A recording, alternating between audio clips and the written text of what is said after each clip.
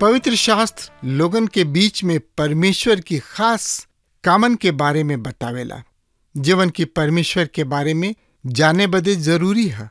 TWR द्वारा प्रस्तुत कार्यक्रम जिंदगी की राह का यह उद्देश्य है कि आप सबन के परमेश्वर के मार्ग में आगे बढ़े में मदद करे और जिंदगी का मार्गदर्शन करे।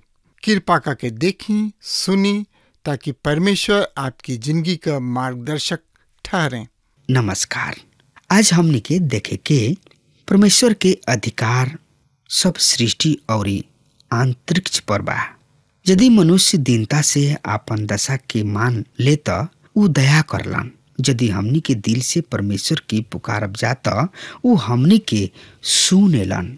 मित्र त ए अध्याय में का लिखल बा एकरा बारे में जानकारी खातिर वह हमरा संगे आपन पवित्र शास्त्र बाइबल निकाल लिहनी। हाँ तो ओमे देखी यशायाह नबी की किताब 64 अध्याय के 1 पद एह तरी से बता रहल बा, भला होखित कि तू आकाश के फाड़ के उतर अइता और पहाड़ तोहरा सामने कांप उठित। मित्र यहाँ पर भविष्यवक्ता प्रार्थना कर रहल बने। यशायाह 64 2 और 3 पद एह तरी से बता रहल बा, और जैसे अग्नि झाड़ झंखाड़ के जरा देले या आग पानी के उबाल देले, काश तू अपना दुश्मन सब पर अपन नाम ऐसन प्रकट कर कि जाति जाति के लोग तोहरा उपस्थिति से कांप उठे। मित्र उनका उपस्थिति में दुश्मन भी चिल्ला उठी हैं। प्रकाशित वाक्य 6 अध्याय के 16 पद एह तरी से बता रहल बा, और पहाड़ सबसे और बड़ पत्थर से कहे लागेले हमनी पर गिर पड़, और हमनी के उनका आंख से जे सिंहासन पर बैठल बाणे और मेमना के प्रकोप से छिपा ल। मित्र आई यही लगले 64 अध्याय के 4 पद के पढ़ लिहल जाम, काहे कि प्राचीन काल ही से ना केहू सुनल ना ही कान तक उनकर चर्चा पहुंचल, और ना आंख से केहू तोहरा के छोड़ अहन। परमेश्वर के देखले जौन की आपन बाट जो है वालन के खातिर काम करत होखे। मित्र पौलुस एह तरीके विचार के पहला कुरिन्थियों 2 अध्याय के 9 और 10 पद एह तरी से बता रहल बा।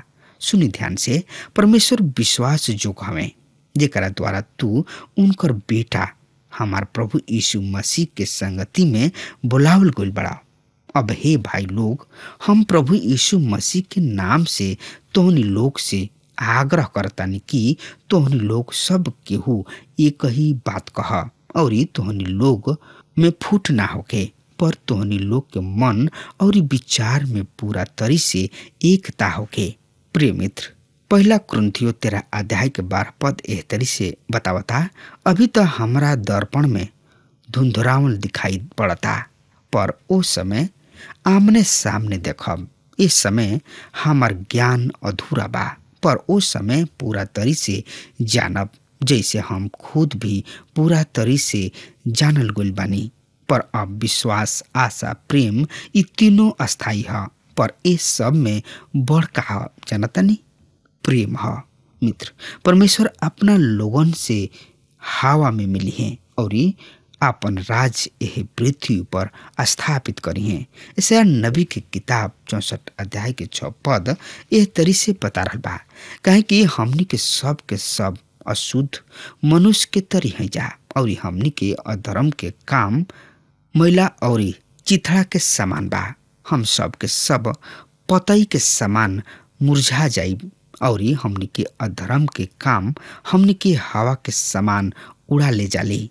मित्र यहाँ पर मनुष्य के दशा के वर्णन बा कि मनुष्य अपना आप में धर्मी ना हमें। यशायाह नबी की किताब 64 अध्याय के 7 और 8 पद ए तरी से बता रहा बा, पर हे यहोवा परमेश्वर, तू तो हमार पिता हवा, हम माटी हई और तू हमार कोहार हवा। हमनी के सब तोरा हाथ के काम हो जा, यानी कि हमनी के सब तोरा हाथ के रचना हो जा। मित्र, परमेश्वर सृष्टि से ही हमनी के पिता हमें, लेकिन मनुष्य वो समानता के खो दिहले।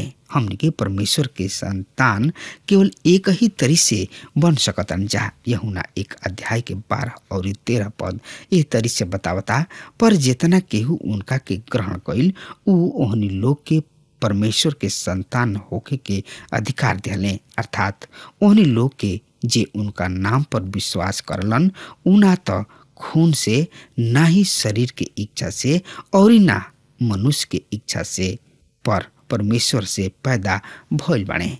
मित्र, प्रेरितों के काम 17 अध्याय के 28 और 29 पद एह तरी से बता रहा बा, काहे कि हमने के उनके में जिंदा रही न जा और चली न जा और फिरी न जा और स्थिर रही न जा, जैसन कि तोहनी लोग के आपन कुछ कवि लोग भी कहले बाणे कि हमनी के तो उनका वंश भी हई जा।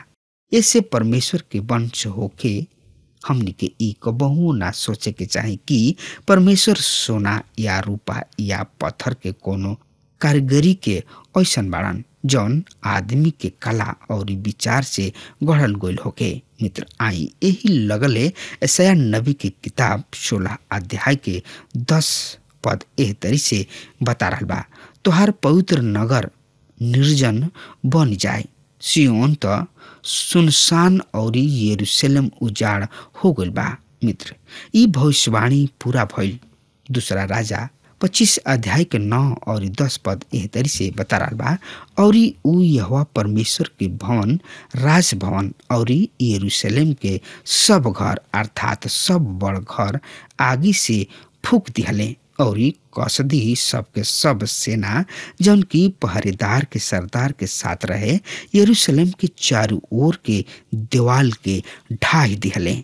मित्र, आई यही लगले यशायाह नबी की किताब 64 अध्याय के 11 और 12 के हमनी के पढ़ ले जाओ। ए तरी से ए पद में लिखल बा, हमार पवित्र अब और शोभायान मंदिर जौना में हमार पूर्वज तोहार स्तुति करत रहले, ओकरा से आगे से फूक दिहल गइल बा और हमार सब बहुमूल्य वस्तु नाश हो गइल।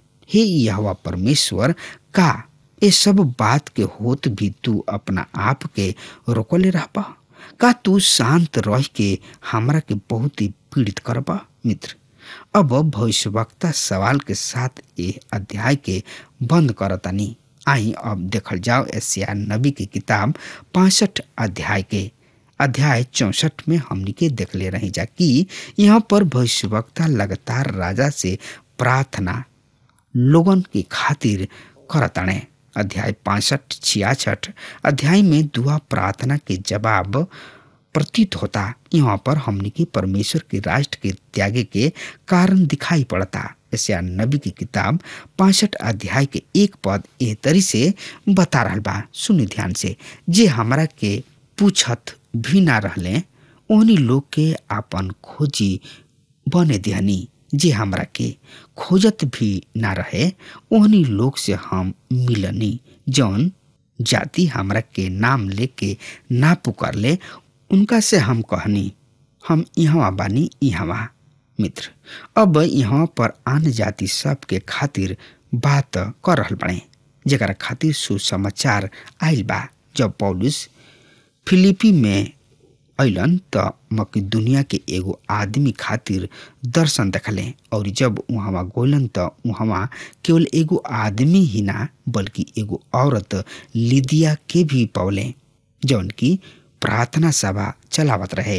यद्यपि वो अपना आवश्यकता के ना समझ पैते और पौलुस ओकरा के सुसमाचार सुनौले। रोमी 10 अध्याय के 20 में लिखल बा, फिर यशायाह बड़ा ही साहस के साथ कहलन, जे हमरा के खोजत ना रहन उ हमरा के पा लिहले और जवन की हमरा विषय में पूछत भी ना रहले, हम ओहनी लोग पर प्रकट हो गईनी। फिर ऐसाया बड़ा ही हियाव के साथ कहताने कि जे हमरा के ना खोजलन वो हमरा के पा लिहल, और जे हमरा के पूछत भी ना रहे ओकरा पर हम प्रकट भइनी। सच में मित्र, जे खोजेला भी ना उ उनका के पालेला।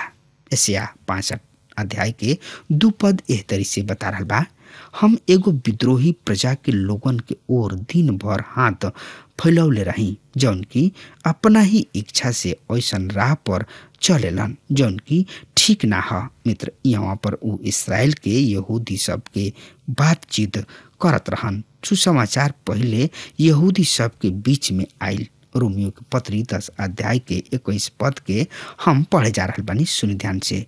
पर इसराइल के विषय में उ कहताणे, दिन भर हम अपना हाथ के अनाज्ञाकारी और हठी प्रजा के बैठौले रहा। मित्र, जब उ अस्वीकार कर दिहले तब परमेश्वर भी अस्वीकार कर दिहले। प्रेरितों के काम 13 अध्याय के 46 पद। तब पौलुस तथा बरनबास दृढ़ता पूर्वक कहले, ई जरूरी रहे कि परमेश्वर वचन पहले तोहनी लोग के सुनावल जा रहल बा, पर ऐसे कि तू उनकर अवहेलना करेला तथा अपना आप के अनंत जिंदगी के अयोग्य ठहरावेला। तो देख, हम गैर यहूदी सब के ओर फिरतानी। मित्र, परमेश्वर अपना अनुग्रह के कोनो भी जगह पर बहुतायत से वर्षा सकताणे। एशिया 65 अध्याय के 3 से 7 पद एह तरी से बता रहल बा, एगो ऐसन जाति जवन हमरा सामने ही प्रजा उद्यान में बलि चढ़ा के और ईटा पर धूप जला जला के लगातार हमरा के क्रोध दिलावेले, जौन की कब्र के बीच बैठेले और गुप्त स्थान में रात बितावेलन, और जे सुअर के मांस खाले और अशुद्ध मांस के सोरब अपना बर्तन में रखेले। ई कहलन, दूर हट, हमरा नजदीक मत आओ, काहे कि हम तोरा से अधिक पवित्र बानी। ई हमरा नाक में धुआं और ओह आग के समान ह, जौन की दिन भर जरत रहले। देख, ई हमरा सामने लिखल गइल बा। हम चुप ना रहब, पर हम बदला लेब। हाँ, हम उनका गोद में ही बदला लेब। यहोवा परमेश्वर के इहे बाणी ह, काहे कि उ पहाड़ पर धूप जलावेले और पहाड़ी सब पर हमार अनादर करले। ऐसे हम उन्हीं लोग के पिछला काम के जोख के तोहनी लोग के गोदी में डाल देब। मित्र, इसराइल के आचरण घमंडी रहे। उन्हीं लोग परमेश्वर से बहुते दूर रहले। उन्हीं लोग के जिंदगी से परमेश्वर के नाम के निंदा होत रहे। जब तक परमेश्वर के सब प्रतिज्ञा पूरा ना हो जाला, अवशेष सुरक्षित रहे।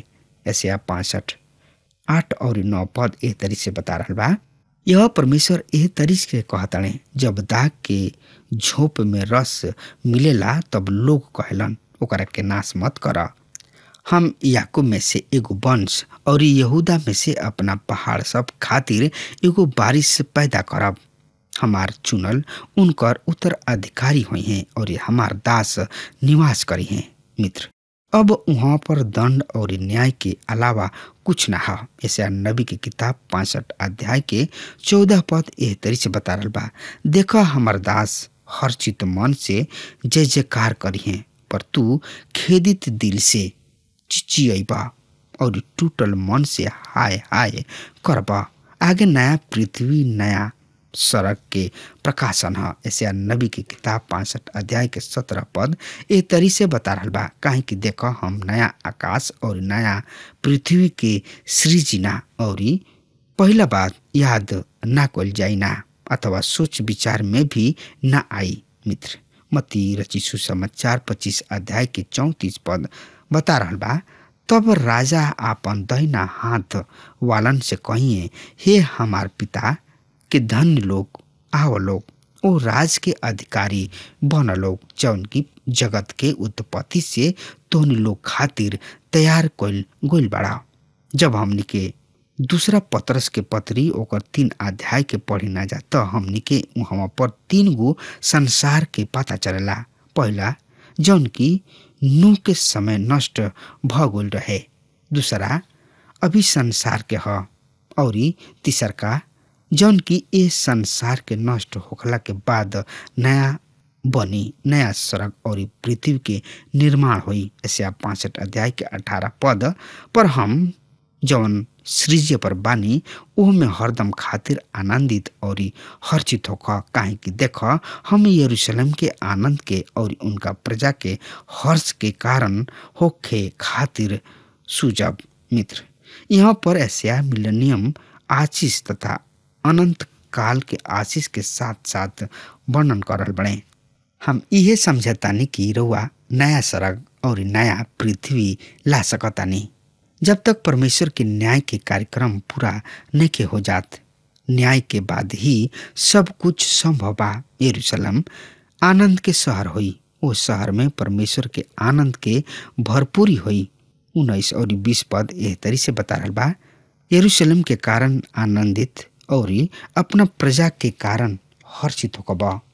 ओ में रोवे के शब्द और चिचियाए के आवाज फिर कबहुओ सुनाई ना पड़ी। 20 पद, ओ में ना तो कोनो ऐसन वाचा हुई जौन की थोड़ा दिन जिए और ना ऐसन बूढ़ जौन की अपना उम्र के दिन पूरा ना कर पावे, काहे कि जौन 100 बरिस उम्र पूरा करके मुई ओकरा के जवान समझल जाई, और जे 100 बरिस के उम्र ना कर पाई ओकरा के श्रापित समझल जाई। मित्र, लोग लंबा जिंदगी जी हैं, वहाँ पर सीनियर सिटीजन के कोनो बात ना हुई।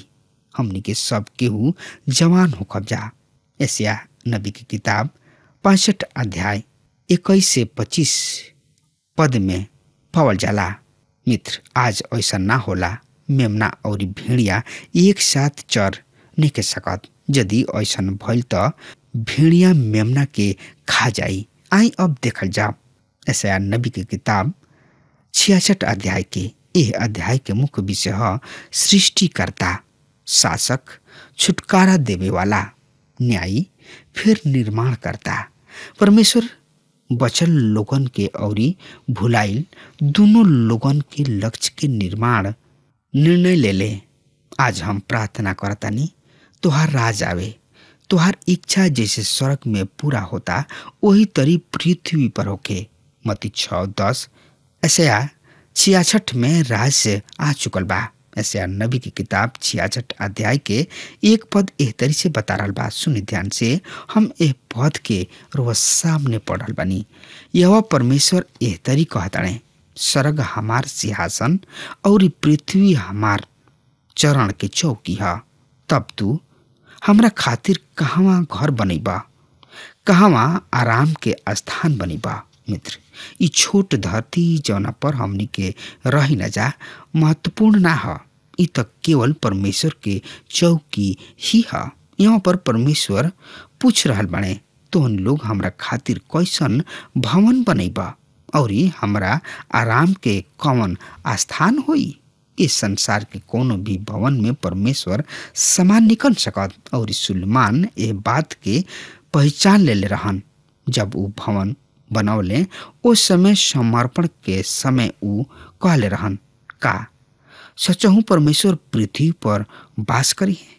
स्वर्ग में वरन सबसे ऊंचा स्वर्ग में भी तू ना संभाला, फिर हमरा हाथ के बनावल भवन में कैसे समय बा।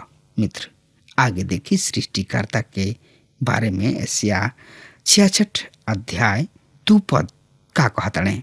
यह परमेश्वर के ई बाणी है, ई सब चीज हमरा हाथ के बनावल है। ए तरी से ई सब वस्तु अस्तित्व में आयल, पर हम ऐसा आदमी पर दृष्टि करब जौन की दिन और टूटल मन के होके और जौन हमरा वचन के कारण थरथरात होके। मित्र, वो परमेश्वर के जौन की यह पूरा ब्रह्मांड के बनौले, जौन की सर्वोच्च हमें और समझ से परे हमें वो दिन और खेदित मन में वास करलन। दिल लोग ही पृथ्वी के अधिकारी हुए हैं। इस सच बा कि उ सब चीज पर अधिकार करी हैं। यही अध्याय के 3 पद एह तरी से बता रहल बा। सुनी ध्यान से। जे बैल के बलि करलन उ मानव मनुष्य के हत्या करला, और जे मेमना के बलिदान चढ़ावेला उ मानव कुकुर के गर्दन तुरेला। जे अन्न बलि चढ़ावेला उ मानव सुअर के खून चढ़ावेला। जौन की सुगंध द्रव्य जरावेला उ मानव मूर्ति के धन्य कहला। जौना तरी उ आपन आपन राह चुन ले बने और उनकर मन उनकर घृणित चीज में प्रसन्न रहले। मित्र, बिना समझ के बलिदान कोइल कत्ल के समान है।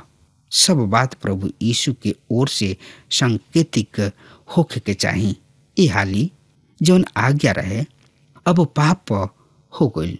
ऐसे नबी की किताब 66 अध्याय के 5 पद यह तरी से बता रहा बा, तू जवन की यह परमेश्वर के वचन से थरथराला उनकर वचन सुना। तुहार भाई जवन की घृणा करलन, जवन हमरा नाम के कारण तोहरा के निकाल देले, उ कहले यह परमेश्वर के महिमा कर कि हम तोहार आनंद रखी, पर उनके लज्जित होके के पड़ी। मित्र, परमेश्वर झूठ और सच के अलग अलग करी हैं कि कौन ठीक बा और कौन ठीक नहीं खे, कौन गलत बा। यीशु मसीह कहले गहूं और जंगली घास के एक संगे बढ़े दा, अलग अलग ये सब के करी हैं। अब उस समय आगुल बा। ऐसे नबी की किताब 66 अध्याय के 6 पद एह तरी से बतावता, नगर से कोलाहल के आवाज, मंदिर से एगो आवाज सुनाई देले। यह परमेश्वर अपना दुश्मन के उनकर करनी के फल दे रहल बने। ई उनकर आवाज है। मित्र, आखिरी में परमेश्वर इसराइल के दुश्मन के साथ निपटी हैं। वो उनकर भी दुश्मन हमें 66 अध्याय के 7 पद एह तरी से बतावता, प्रसव पीड़ा उठे से पहले ही उ जन्म लिहली, पीड़ा उठे से पहले ही उ एगो बालक के पैदा कैले। मित्र, यात्रा के समय महान क्लेश हुई।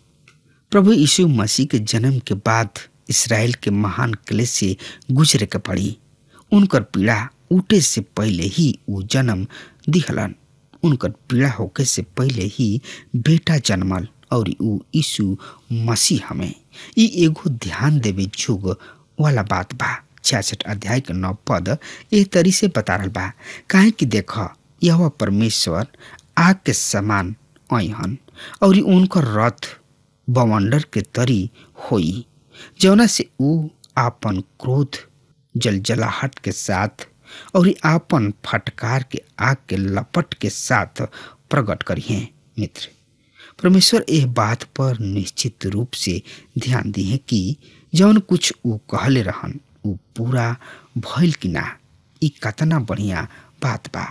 66 अध्याय के 10 पद पढ़ला से ई आशीष सबके मधुर समय है। अब आगे बा परमेश्वर बचल और भुलाइल भटकल दोनों के लक्ष्य निर्धारित करलन। मित्र, अब हमार समय खत्म हो रहा बा, तब तक खातिर वो हमारे के आज्ञा दी। परमेश्वर हुआ के बहुत ही आशीष दे। आमीन। हमके विश्वास बा कि ई कार्यक्रम आप सब खातिर फायदेमंद सिद्ध भइल हुई। हम चाहतनी कि आप सब अपन अपन आशीष हमरों से बांटी। अगर आप सबके लगे बाइबल से चाहे आपकी निजी जिंदगी से क्यों सवाल होके चाहे क्यों समस्या खातिर प्रार्थना करावे चाहतनी तो हमारी फोन नंबर पर जरूर संपर्क करें।